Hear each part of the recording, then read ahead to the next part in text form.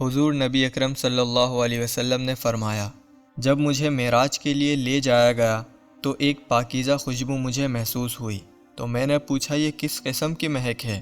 مجھے بتایا گیا کہ یہ ماشطہ بنت فرعون اور اس کی اولاد کی مہک ہے۔ پیارے دوستوں، دراصل اس روایت سے متعلق ایک مکمل ایمان افروز واقعہ موجود ہے۔ واقعہ کچھ یوں ہے کہ فرعون کی بیٹی کو کنگھی کرنے والی ایک خادمہ جس کا نام تاریخ محفوظ نہ رکھ سکی، البتہ اس کا کارنامہ جبین قرطاس پر تا قیامت ثبت رہے گا، وہ ایک صالحہ عورت تھی۔ وہ اور اس کا خاوند فرعون کے زیر دست تھے۔ اس کا شوہر فرعون کے قریبی مشیروں میں سے تھا اور وہ خود فرعون کی بیٹیوں کی خادمہ اور رکھوالی کرنے والی تھی۔ اللہ رب العزت نے ان دونوں پر احسان فرمایا۔ وہ کفر و شرک کی گمراہیوں میں سرگردہ تھے، بھٹک رہے تھے، فرعون کو خدا مانتے تھے۔ اللہ نے ان کے دل کو نور ایمان سے منور کر دیا تو ان کی پیشانیاں اسی وحدہ لا شریک لہ کے سامنے جھکنے لگی۔ لیکن فرعون کے خوف سے انہوں نے اپنے ایمان کو پوشیدہ رکھا ہوا تھا۔ کسی طرح شوہر کے ایمان کی خبر فرعون کو ہو گئی، اس نے انہیں قتل کر دیا۔ یہ دیکھ کر بیوی نے اپنے ایمان کو چھپا لیا۔ وہ بدستور فرعون کے محل میں اس کی بیٹیوں کے بال سنوارنے پر مامور رہی۔ وہ اپنے 5 یتیم بچوں کی کفالت کرتی رہی۔ ان سے اسے بہت پیار تھا۔ باپ کے مرنے کے بعد تو وہ ان کا اور زیادہ خیال رکھتی تھی۔ اپنے ہاتھوں سے نوالے بنا بنا کر ان کے منہ میں ڈالا کرتی تھی۔ خدا کو اپنی اس بندی کی آزمائش منظور ہوئی تو ایک دن وہ جب فرعون کی بیٹی کے بال سنوار رہی تھی تو اس کے ہاتھ سے کنگھی چھوٹ کر گر گئی۔ بے ساختہ اس کی زبان سے نکلا بسم اللہ۔ فرعون کی بیٹی کے لیے یہ لفظ اجنبی تھا۔ اس نے حیرت سے پوچھا، اللہ کون؟ کیا میرے ابو؟ اس اللہ کی بندی کا دل تو ایمان سے لبریز تھا۔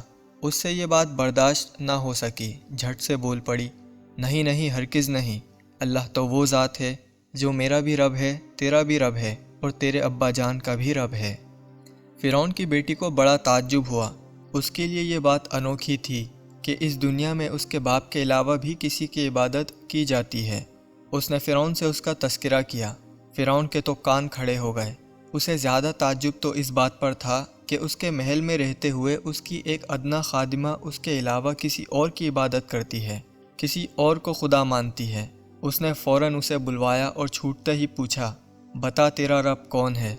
اس اللہ کی بندی کو ایمان کچھ ایسا بھا گیا تھا کہ فقط زبان سے غیر اللہ کو معبود کہنا بھی اسے گوارا نہ ہوا۔ وہ اپنے انجام اور فرعون کے مظالم سے بخوبی واقف تھی۔ روز و شب یہ تماشا دیکھتی رہتی تھی، لیکن اس نے جی تھام کے کہہ ہی ڈالا، اے فرعون تو سن لے، میرا رب بھی اللہ ہے اور تیرا رب بھی۔ ایک لونڈی کا بیچ دربار میں یہ بے باکانہ انداز فرعون جیسے متکبر اور سرکش بادشاہ کو غضبناک کرنے کے لیے کافی تھا۔ اس نے فوراً حکم دیا کہ اپنے دین سے رجوع کر لو ورنہ خیر نہیں، اور نہ ماننے پر اسے قید میں ڈال دیا گیا۔ خوب مارا پیٹا بھی گیا لیکن بے سود۔ بھلا جس نے ایمان کی مٹھاس چکھ لی ہو وہ کفر کی تلخی کو کیوں کر قبول کر سکتا ہے؟ بالآخر فرعون نے ایک فیصلہ کیا۔ اس نے تانبے کی ایک بڑی دیگ منگوائی جسے تیل سے لبالب بھر دیا گیا، پھر اسے آگ پر خوب جوش دیا گیا، یہاں تک کہ اس کے اندر موجود تیل کھولنے لگا۔ اب فرعون نے اس مومنہ کو دیگ کے سامنے لا کھڑا کیا اور دھمکی دی، یا تو مجھے رب مان لو، خدا تسلیم کر لو، یا کھولتے ہوئے تیل میں گرنے کے لیے تیار ہو جاؤ۔ جب اس مومنہ نے بھاپ اڑاتی بلبلے بناتی گرم تیل سے کھولتی ہوئی دیگ کو اپنے سامنے دیکھا تو اسے یقین ہو چلا کہ اب اس کا آخری وقت قریب ہے۔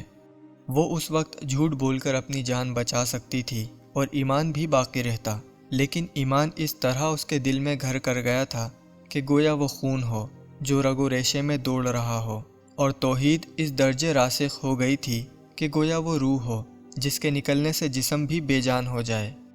اس نے سوچا، جان تو ایک دن جانی ہی ہے، تو کیوں نہ اسے اللہ کی راہ میں قربان کر دیا جائے، اس کی رضا میں نچاور کر دیا جائے، پھر جب اللہ سے ملاقات ہو تو سرخرو ہو کر، سرفراز و سربلند ہو کر۔ اس نیت کے بعد اس نے صاف انکار کر دیا اور کہا، میں تمہیں خدا نہیں مان سکتی۔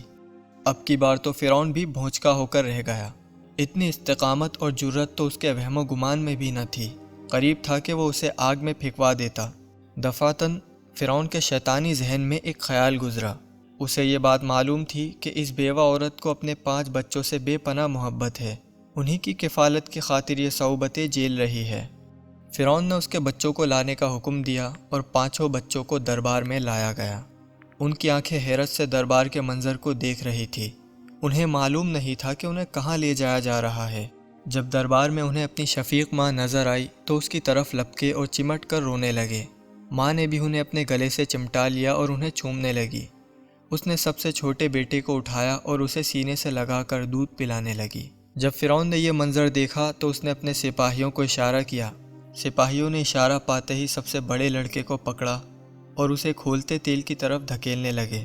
وہ بچہ کبھی اپنی ماں کو پکار کر مدد طلب کرتا، کبھی سپاہیوں سے رحم کی بھیک مانگتا، کبھی فرعون کی طرف امید بھری نگاہوں سے دیکھتا۔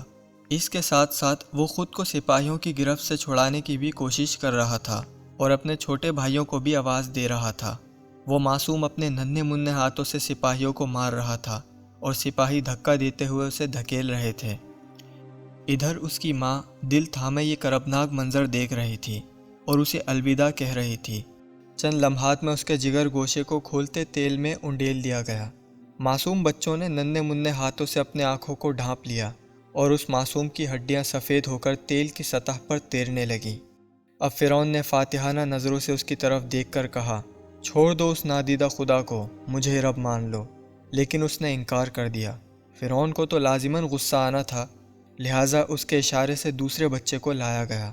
جب دوسرے بچے کو اپنی ماں کے پہلو سے کھینچا گیا تو اس نے دھاڑے مار مار کر رونا شروع کر دیا اور پھر چند ہی لمحات میں اسے بھی تیل میں پھینک دیا گیا اور اس کی بھی ہڈیاں اپنے بھائی کی ہڈیوں سے مل کر تیرنے لگیں۔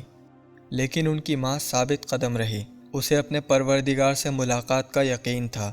فرعون نے پھر تیسرے بچے کی طرف اشارہ کیا، لہٰذا اسے دھکیل کر بھاپ اڑاتی دیگ کی طرف لایا گیا اور وہی کچھ کیا گیا جو اس کے دونوں بھائیوں کے ساتھ کیا گیا تھا، مگر آفریں کہ ماں کے پایہ استقامت میں اب بھی لغزش پیدا نہیں ہوئی۔ فرعون نے چوتھے کو پھینک دینے کا حکم دیا۔ سپاہی آگے بڑھے۔ وہ کمسن سہم کر اپنی ماں سے چمٹا ہوا تھا۔ جب سپاہیوں نے اسے چھڑانا چاہا تو اپنی ماں کے قدموں سے لپٹ گیا۔ اس کی بہتی آنکھوں نے ماں کے قدموں کو گیلا کر دیا۔ اس معصوم کے گرم گرم آنسوؤں کی تپش اور حرارت ماں کے دل پر کیا قیامت ڈھا رہی ہوگی۔ اس نے آگے بڑھ کر اسے بھی گود میں اٹھانا چاہا۔ اس کی جدائی سے پہلے اس کو گلے لگا کر چومنا اور پیار کرنا چاہا، لیکن ان بدبختوں نے موقع نہ دیا۔ اسے اس کے چھوٹے چھوٹے ہاتھوں سے لٹکا کر اٹھا لیا۔ اس کی چیخ و پکار بلند ہو گئی۔ وہ اپنی توتلی زبان سے رحم کی بھیک مانگ رہا تھا، لیکن ان ظالموں کو رحم نہیں آیا۔ پیارے دوستوں، ویڈیو کے دورانیے کو مختصر کرنے کے لیے اس واقعے کو یہی تک بیان کیا گیا ہے۔ انشاءاللہ بہت جلد اس کے دوسرے حصے کے ساتھ حاضر ہوں گے۔ جب تک کے لیے اللہ نگہبان۔